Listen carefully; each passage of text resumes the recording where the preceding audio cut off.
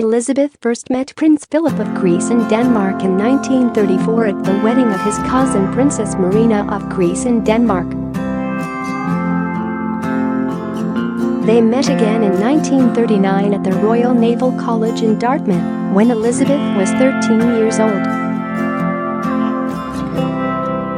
She fell in love with Philip and they started to send letters to each other. The pair got engaged in 1946 after Philip asked her father King George VI for his daughter's hand in marriage.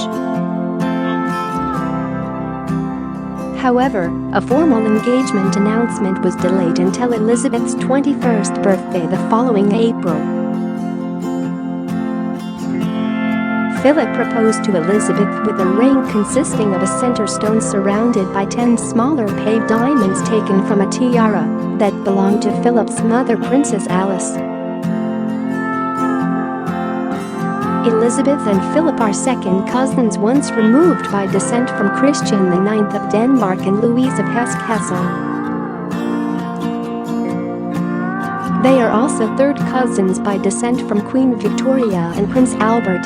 When did they get married? The wedding of Princess Elizabeth and Philip Mountbatten took place on November 20, 1947 at Westminster Abbey in London.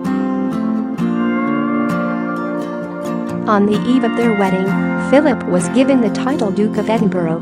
The morning was eventful for Elizabeth too, as her tiara snapped while she was dressing at Buckingham Palace before leaving for Westminster Abbey. The court jeweler, who was on standby in case of emergency, was then rushed to his workroom by a police escort, but luckily it was fixed in time. Her wedding dress was designed by Norman Hartnell, but she still required ration coupons to buy the material. Elizabeth also did her own makeup for the wedding. Their wedding cake was baked by London bakery McVitie & Price and was a fruit cake made of 4 tiers which stood 9 feet high.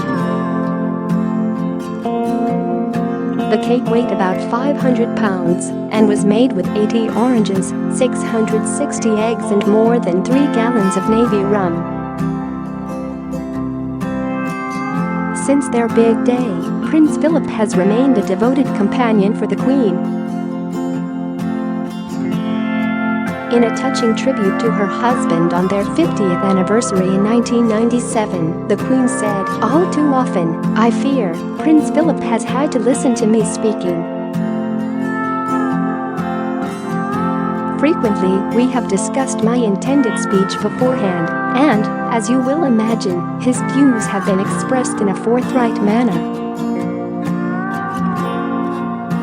He is someone who doesn't take easily to compliments, but he has, quite simply, been my strength and stay all these years, and I, and his whole family, and this and many other countries, owe him a debt greater than he would ever claim, or we shall ever know."